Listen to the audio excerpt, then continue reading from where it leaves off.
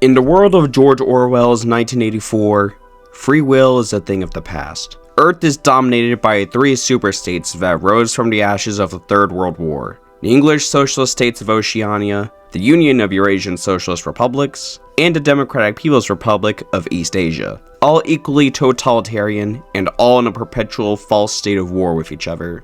The rest of the world lives in fear of the superstates, knowing they could be next. North America, Europe, and a good portion of Asia have all been brought under the heel of the superstates. South America is in chaos. Although most of the continent is technically free, the Oceanian invasion of Brazil has caused the nation to go into chaos. What remains of Brazil is several warlord states controlled by various Brazilian army regiments and some breakaways. The rest of the continent is in a united front, ready for a new invasion of the continent by the superstates. Africa is barely holding it together. Morocco, Algeria, and Tunisia are currently under the control of a Eurasian military government, and is actively preparing to expand into Libya, which itself is also divided. Egypt is alive, but has lost valuable land to another Eurasian military government. In West Africa, the Entente Cordiale is alive, but a shell of its former self. French West Africa has been forced to ally with some of the former British colonies to survive, while also preparing for a possible reclamation of the mainland.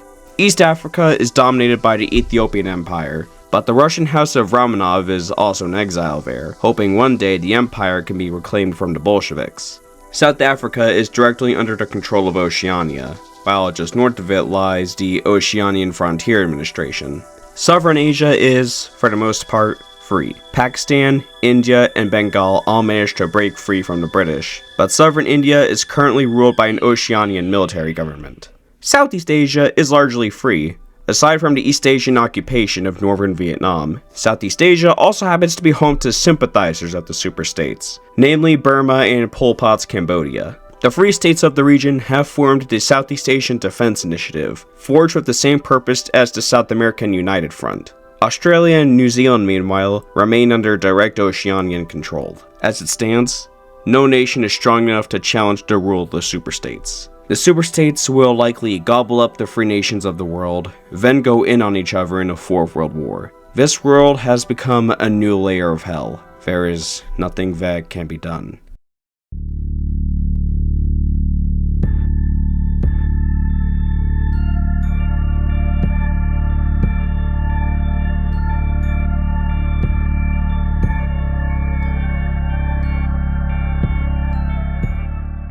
When Oceania formed, it was not a totalitarian government. It was a democratic nation called the Commonwealth of Oceania, and an equal union of its founding members. Today, it is totalitarian because of the Oceanian Civil War, which was kick-started by the English Socialist Party, or just INGSOC. They managed to seize control of America's valuable territory and strengthen their position. The democratic forces were beaten by INGSOC and collapsed. Some regiments surrendered to Oceania, but not all. In the Rocky Mountains, several divisions rallied around General Ferdinand J. Cheserek. Cheserek is a veteran of World War II and III, and was a high-ranking general of the Democratic forces in the Oceanian Civil War. Cheserek reorganized the military into the Second Continental Army, underground rebel force dedicated to one cause: the liberation of the United States of America from the control of Oceania. However, Oceania's brainwashing tactics have made recruitment difficult. Even in the territories believed to be sympathetic to the cause of America. We must bide our time, for America is not where evil festers. America is where tyrants come to die. Patience is a virtue, and it will be rewarded. A house divided against itself cannot stand. That is a famous statement made by President Abraham Lincoln, and it rings true. It is a sentiment understood by the remnants of Brazil, who on April 10, 1984, formally reunited as the Reclamation Government of Brazil, and promptly invaded the breakaway states. We wish Brazil and the rest of South America luck in their endeavors to push back the superstates. Meanwhile, the Bush War in the Frontier Administration escalated. The rebel forces couldn't be contained any longer, causing Angola, Katanga, and Rhodesia to launch full-scale revolts against Oceania. Although we have yet to see the outcome of these rebellions, the fact that they happened at all means the winds of change are finally here. If they managed to rise in the first place, that means our resistance movements can do so too.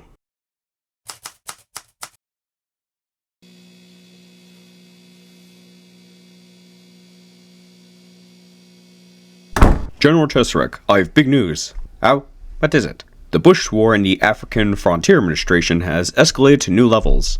There are now full-scale independence wars. Really?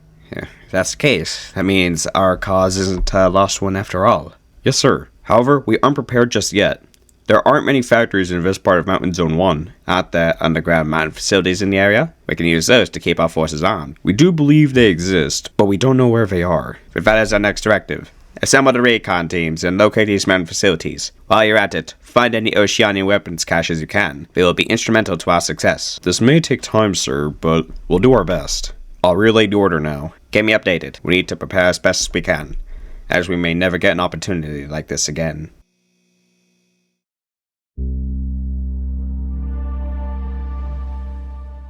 East Asia ordered its occupation government in northern Vietnam to launch a new invasion of the country. However, Vietnam is a member of the Southeast Asian Defense Initiative, so the rest of the alliance quickly joined the war. The conflict escalated fast, as East Asian sympathetic governments in Burma and Cambodia joined the war on the side of East Asia. Not to be outdone, Oceania has expanded its control over southern India, knowing damn well the United Provinces of India can't stop it. Although the Bush War and the Frontier Administration may seem inconsequential, it sent a message to the entire world. Nobody is safe from the flames of revolution, and the rule of the superstates will be destroyed. First superstate to see massive instability would be Eurasia. In October of 1984, the immense levels of resistance forced the government in Capitalgrad to decentralize the Union in an effort to calm the situation. It didn't work, as revolts popped up all over. East Asia followed 2 months later, decentralizing in the hope of stopping the rebels. It didn't help, as the Kuomintang came out of hiding and began the Second Xinhai Revolution. The collapse of Eurasia and East Asia is perfect for Oceania, as it could begin new conquests without much issue. Big Brother gave the all-clear to Oceania's military command in Atlantropa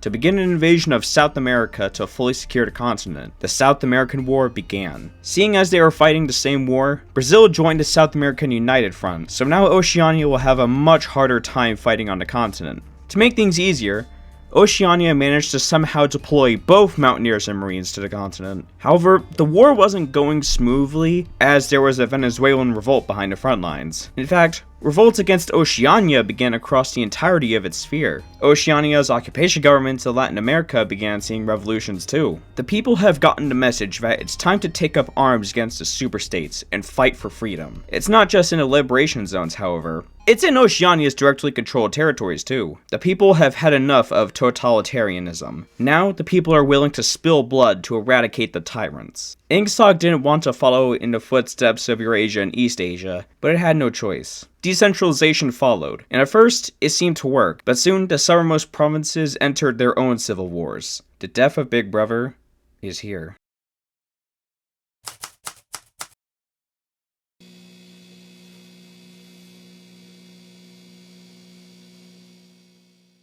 Sir, huge news has just arrived. What? What's going on? The instability around the world has caused Eurasia and East Asia to collapse, as I'm sure you know. Right, and how does that affect us? The revolution has spread to Oceania, with a revolt in Venezuela and the liberation zones in Latin America also having civil wars. Decentralization has gone into effect across Oceania to try handling the instability better, but it's clearly not worked. What? Then we need to rise now. We can't wait any longer. But sir, we have yet to breach the mountain facilities and locate additional weapons caches as you ordered. If we don't rise up now, America will never be free. There will never be an opportunity as great as this again. We need to rise, and we need to rise now. Tell all our forces to mobilize and seize the area at once. Yes, sir. A true Oceanian citizen is hard-working, proud and free, with blood pounding in their heart and blood coursing through their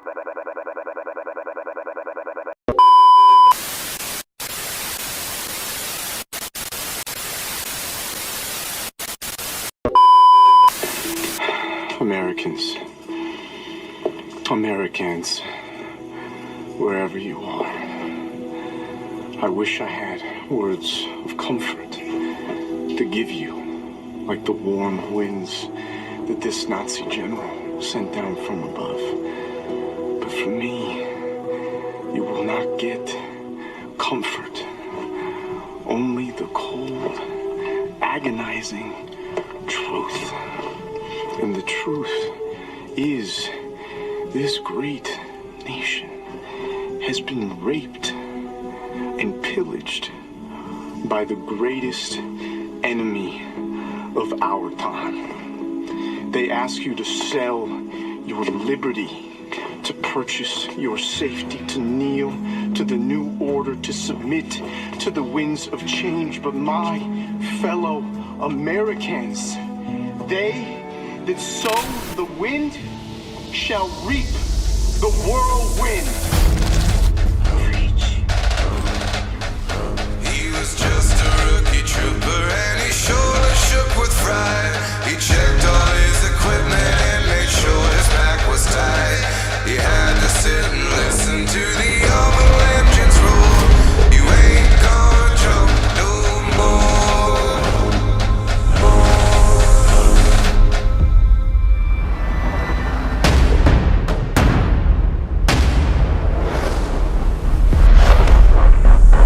The days he lived and loved and left kept running through his mind. He thought about the girl back on the one he left behind. He thought about the miracles and wondered what they'd find. And he ain't gonna jump no more.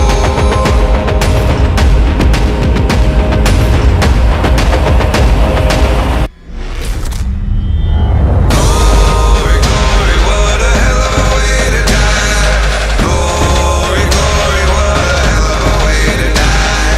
Glory, glory, what a hell of a way to die. He ain't gonna jump no more. Glory, glory, what a hell of a way to die. Glory, glory, what a hell of a way to die.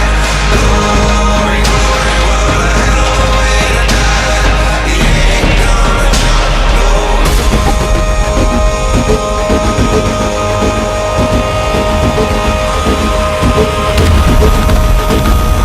Glory, glory, what a hell of a way to die.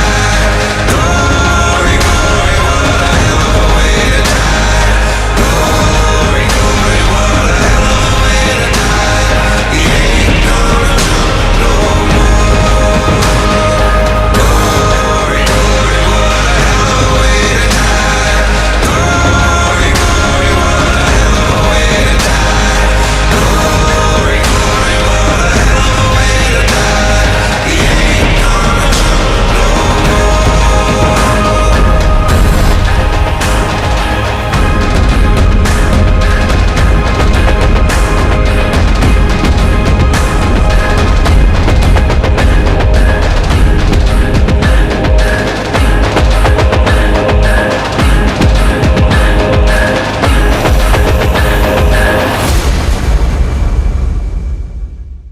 After our countless lives were lost, for now, we can set down our arms. Mountain Zone 1 and the other partisan groups in the Rocky Mountains have been defeated. Although it would have been good to work with fellow partisans, they opposed the idea of America, and thus had to be defeated. Now that we control the Rockies though, we need to form a proper government. After a formal address to the nation, the Continental Federal Republic was established. We convened a provisional Congress, and after the first delegates of our reborn America met, constitutionalists gained an edge over the militarists. Although the militarists also want America back, they are viewed with skepticism, as their military fanaticism was considered untrustworthy. The constitutionalists were much kinder to the liberated states, so integration would go much better under them. Life in the liberated states would be completely alien to some of the populace, who hadn't felt freedom in a long time. Thankfully, it became a life that the people came to enjoy quite quickly. The freedoms of the liberated people would be cemented as we officially reinstated the Constitution of the United States. There was one last thing we had to do before we embarked on our mission to reunite America,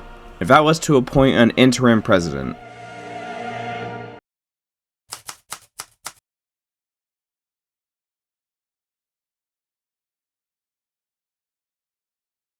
Ferdinand looked out the window at the small town of Jackson, Wyoming. The small and unassuming mountain town that had long served as the base of operations for the Second Continental Army, and now the formal capital of the Continental Federal Republic. Sitting in his chair with a coffee in his hand, the old general let out a sigh as he glanced at the mountain range to the west of the town, the sun beginning to dip behind the towering snowy peaks. He was getting old, and he could feel it. His strength was beginning to fade, and though sharp, he felt slower than he had ever done leading the resistance against Oceania. He held the mug with both his hands, looking down to see that it was nearly empty. His time was running short, and it'd only be a matter of time before he was spent. Yet, despite all his service, his country still called upon him to lead. He had been unanimously selected by Congress to become the president, to guide that nation in the aftermath of everything, and try to restore what used to be long ago. Ferdinand knew it wouldn't be easy. There were other nations and factions to contend with now, those who would contest their claim as heirs of America. Things had improved for most Americans, but there was still much to be done. There was still so much to fight for and then rebuild. It was all exhausting. Setting the mug aside, Ferdinand slowly got to his feet, his mind drifting to his address to Congress. They were all eager for a plan, and he had to give them one. Grabbing his script from his desk, the old general looked to the door and composed himself. America needed a leader, and he still has a few years left in him. After the vice president was chosen, the Department of Defense was ordered to draft invasion plans for the rest of the continental United States. The first war plan was for the West Coast, but the Central Intelligence Agency claimed that the future state of Tomorrowland, the unifier of the Great Plains region, was preparing an invasion. So we pivoted our improved forces to the east to fight Tomorrowland. Just as we did, Tomorrowland attacked. Luckily, Tomorrowland's forces were completely inferior to ours, and we launched a full invasion of the plains. We managed to conquer them without much issue. Next, we decided to occupy the Second Republic of Texas. Although some people wanted us to occupy the West Coast next, we believed it would be best if we moved into Texas instead. Why did we choose to go to Texas? It's because of the stories we've heard about Texas since the Second American Revolution began. They're worrying.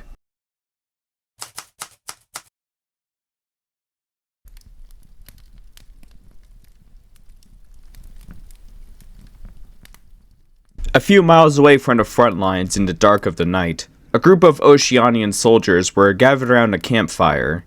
Their CO was away for the time being, meaning the troops were allowed to speak freely amongst themselves. So, this Chuck Norris guy, one of those soldiers, Lewis, started tentatively, glancing around at the others. Yeah, Chuck Norris. What is it with this guy? I mean, have you heard all the stuff they've been saying about him? Daniel, another soldier, replied. Yeah, Ethan stated, trailing off for a moment before speaking once more. I heard Chuck Norris killed multiple men with a grenade. Then the grenade exploded. The soldiers all turned their heads, watching him with an incredulous look as he shrunk back where he sat a little. I heard a king cobra bit Chuck Norris once. After a few days of agonizing pain, the snake died. Another soldier spoke up, a few of the soldiers' eyes widening. There's no way that's real, one of them exclaimed. I heard Chuck Norris once took down 10 fighter jets in a single dogfight. Louis chimed in. That's impossible. One guy takes down 10 jets. That is impossible, another soldier argued, despite the shifting of some of the other soldiers. I heard Big Brother doesn't watch Chuck Norris. Chuck Norris watches Big Brother. The campfire suddenly went silent when they heard Daniel utter those words, all eyes glued to him in shock. But Big Brother watches everyone. There's no way that Chuck Norris can watch him. That's... Louis trailed off, going silent as the troops caught sight of the CO beginning to make his way back to them. Everything is well over here, men? The commander asked gruffly, stopping as he noticed how uncomfortable and disturbed some of the men looked. Expressions distant, as though someone asked them to jump off a cliff. We're fine, sir. Just exchanging stories. We launched the invasion of Texas. Although we did win, it was a much tougher fight than the war with Tomorrowland. Chuck Norris's forces put up one hell of a fight. We managed to win, but it showed that the superiority of numbers wouldn't work forever. Immediately after the reconquest of Texas, it became a joke in the high command that Chuck Norris didn't lose, he just allowed us to win. We decided to finally handle the West Coast. It was still highly fragmented, so the invasion started well. While that was happening, we got the news that the South American United Front had emerged triumphant against the Oceanian forces. This is great news for the free world. People of South America no longer have to live in fear of the superstates, for the whole continent is free once more. In other news, the invasion of the West Coast went well, so we could fully focus on the East now. We launched an invasion of the Great Lakes region, and it went without a hitch. We immediately refocused on the South, and that invasion was also unremarkable. Next, it was time to liberate the original 13 states, the birthplace of our great nation. The 13 sectors were controlled by one John Stanton, whom the CIA found out to be a complete psychopath and fascist sympathizer. We launched the invasion of the East Coast, and on December 27th, 1990, the District of Columbia was liberated from Oceania. We needed a little more time after that to occupy the rest of the East Coast. Once all that was done, the only region left to retake was Florida. However, Florida was going to be a challenge due to having spawned a lot of units and packed them into only a couple of tiles. The solution to getting around was paratroopers. Come on, I make frequent use of these things, and here they're perfect for getting around the local Oceanian defenses in Florida. We deployed them on Peninsula 1's capital, and that completely crippled the local defenses. After rushing in reinforcements, the defenders crumbled to us. July 4th, 1776 will always be the most important day in American history, the day we first overthrew the tyrants that oppressed us. However, June 3rd, 1991 will be just as treasured, for it will become known as Reclamation Day, the day we officially reclaimed our home from tyrants. After declaring the rebirth of America, President Cheserek also demanded the return of Alaska and Hawaii from their occupiers, who promptly relented. That brings us to now. Where do we go from here? America has been saved, and democracy has been brought to America once again. So, does that mean our journey has concluded as the torch of liberty shines from sea to shining sea once more? Don't be silly. Not all the revolutions succeeded. In fact, plenty of them were squashed by the superstates. For instance, a majority of the revolutions in East Asia failed. Both the Kuomintang and Communist Party of China failed to defeat North China and Yangtze. Central Europe was largely suppressed by the neo-Bolshevik Eurasians, as was the Mediterranean. Britain was largely reclaimed by Oceania, with only a weak Scottish holdout in the north. Furthermore, any revolutions not defeated in the Americas are hanging on by mere threads. Once they're crushed, what's stopping the superstates from turning to us? No, we're not done just yet. These revolutions are suffering without us. They need help, and we're the only ones who could step up to the challenge. America was always supposed to be the bastion of freedom and democracy, so naturally, we must spread it to the rest of the world. The resistance movements across the world will be saved by the United States of America, but they are not to be imperialized. They have been oppressed for long enough.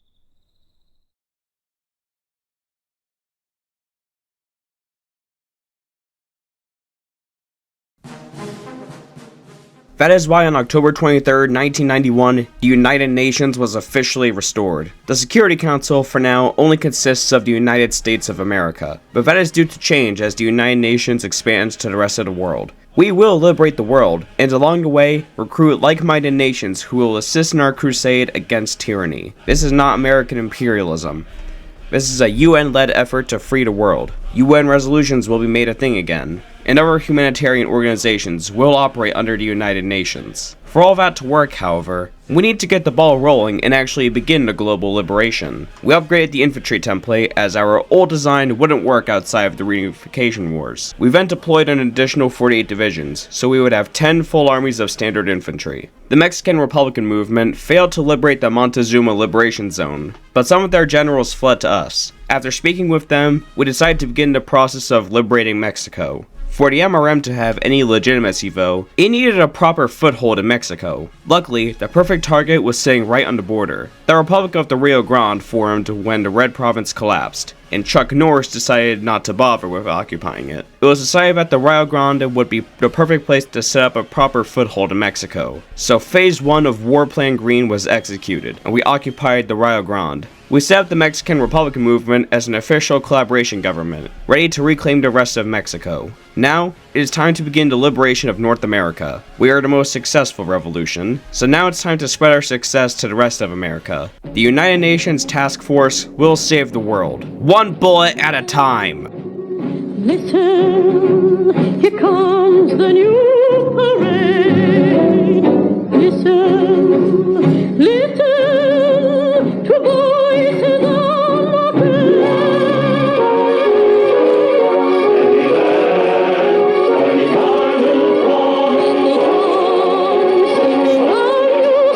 Make way for the day of tomorrow. Make way for a world that is new. I come for the dawn of tomorrow. Together we'll all see it through.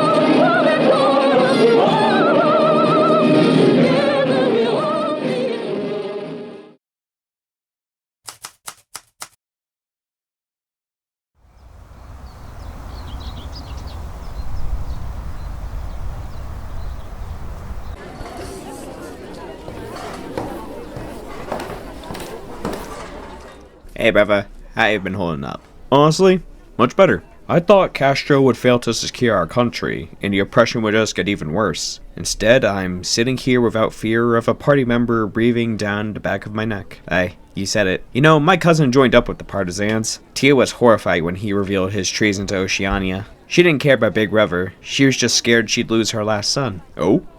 And how is he now? Took a bullet to the shoulder, but he'll be okay. Didn't seem like he would get help though, with Castro's forces being pushed back and all. Really? We were saved by the United Nations inviting Cuba and the other Caribbean rebels. You mean the United States, the capitalist hegemon? Why so antagonistic? So what if the US is capitalist? If they really wanted us dead, don't you think they'd occupy Castro's land too? They willingly added his government to the United Nations without asking questions. Right, but it's being spearheaded by the United States. Wouldn't that suggest that the current UN is just a ploy by Washington to replace the Oceania sphere with an American one? I think it only feels like a US-dominated organization because there are no other states worthy of being on the Security Council, along with the US contributing the most to the liberation of North America. Give it time, and new nations will join the Security Council. That may be true, but is there really no other nation right for the Security Council membership? The only countries at this stage that could be in the Security Council are Mexico and Canada. But Canada doesn't have the might of the US, and Mexico is a collaborative government of the US, focused on national reconstruction. Nobody else is strong enough for a permanent seat. Again, just give it time, my friend. You better be right about this. I still don't trust Washington, but I'll give it time. As you said. Thank you, Louis. You won't regret it. I guarantee it.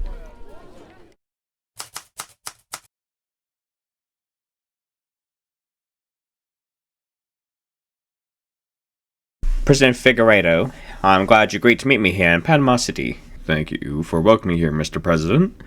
I believe this is in regard to the future of the organizations we play a major part in. Yes, the future of the United Nations and the South American United Front. Both organizations have fought against the tyranny of the superstates, mainly Oceania. But I believe something far greater is in store. Like what? I seek to merge the South American United Front into the United Nations. It makes perfect sense. How? The South American United Front formed to resist the superstates, and the United Nations is actively embarking on a global crusade to destroy oligarchical collectivism. We have the same cause, and the United Nations aims to help the whole world, rather than just one continent. It makes sense for the South American United Front to join the United Nations. Right, but what's in it for us? It's not about you, but the world. Just a decade ago, Brazil was unable to resist a potential Oceanian invasion because it was divided into several regiments. The reason it won the South American War was that the remnants united and allied the rest of South America. Your point being? For the tyranny of the superstates to be destroyed, we need to be united. It's as President Lincoln once said, "A house divided against itself cannot stand." We need to stand together. So, we want the South American United Front to merge into the United Nations. You've made your point, Mr. President. However, there is a major concern. We're worried about US dominance in the United Nations, which some radio stations here have been talking about. We need certainty that the United Nations is not a front for American imperialism. How can we get that? How about compromise? If the South American United Front accepts being merged into United Nations, we add the Federative Republic of Brazil to the United Nations Security Council. For such a thing, the whole Security Council would need to approve. But currently, only the United States is in it. Getting Brazil into the Security Council after the United Front is merged into the UN would be no problem at all. I like what you're putting forward here, Mr. President. Brazil will be representative of the South American continent, and you're willingly turning the UN into an alliance truly for world liberation and not a front for American imperialism, as some people thought. I accept. That's official. I'll ask the Department of State to draft the treaty to merge the South American United Front into the United Nations. A copy will be sent to Brasilia for you and the other important members of the United Front to sign, while I put another copy through the US Congress. Once both are ratified, the South American United Front will be merged into the United Nations. I'm glad we could come together. As am I, President Cheserek. The merging of the South American United Front into the United Nations marks the full liberation of the New World from the superstates. The United States of America and the Federative Republic of Brazil now share the title of Security Council member and are actively co-planning the liberation of the rest of the world. While that's going on, we had some of our own internal matters to handle. President Ferdinand Cheserek is highly popular, but has since announced that he will not be running for re-election, believing he's just too old for another term. This resulted in the revival of the Democratic and Republican parties, with both putting forward candidates for the 1992 presidential election. The Republicans nominated Robert Kennedy Sr. for the presidency. He's a progressive candidate, running largely on an anti-poverty and anti-tyranny campaign. He represents FDR-era values, from a time when Oceania wasn't even a concept. The Democrats, on the other hand, nominated Chuck Norris for the presidency. This was an interesting choice, as Norris was the president of the short-lived Second Republic of Texas. He was pardoned by Cheserek as he wasn't a tyrant of any kind. He represented the same democratic values. Now, he's been nominated by the Democrats for the presidency. The race was pretty close, but Robert Kennedy was declared the victor of the 1992 presidential election with 326 electoral votes and was sworn in on the 20th. In his inauguration speech, President Kennedy promised a crackdown on poverty, improved the quality of life in the United States, and continued Cheserek's work in foreign policy. During the election season, Cheserek was focusing on foreign policy to make sure the next president would have a good spot to start. Democrats were dispatched to the Republic of Ireland and the French Revolutionary Republic. Ireland joined the United Nations without much thought, but France had some conditions. The French Revolutionary Republic wanted the UN to recognize them as the legitimate French government, rather than the despotic exiles in Africa. Although technically the exiles are more favorable to us, we need to garner the support of the communist members of the United Nations and other potential members, so his condition was accepted. The French Revolutionary Republic also requested a permanent spot on the Security Council. The US and Brazil both agreed, as France had raised a massive army for the liberation of Europe. Upon the admission of France and Ireland to the United Nations, the armed forces were ordered to move to Europe to prepare for new operations. The paratroopers were sent to Ireland, while the army was sent to France. Army groups 1 and 2 were lined up on the borders with Central Europe and the Mediterranean.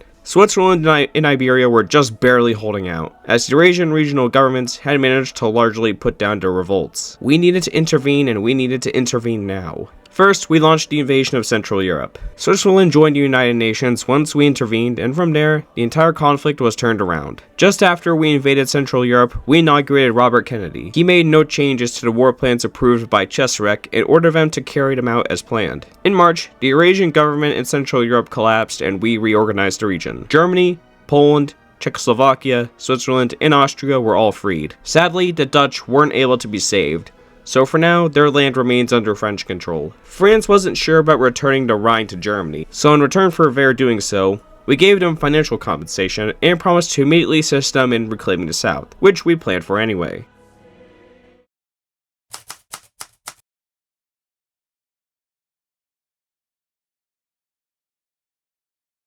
Good morning to everyone. I trust your travels to New York City was safe. Having been appointed as the Secretary General not long ago, I first want to thank all of you for entrusting me with such a crucial role in this organization.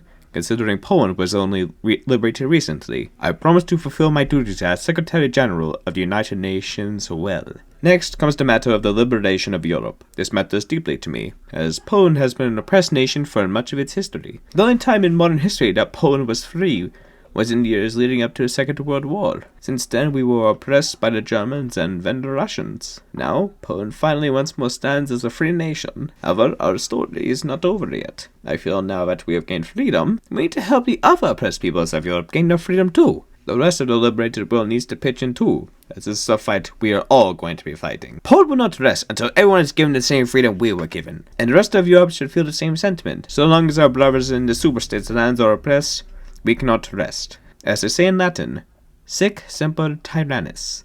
Thank you.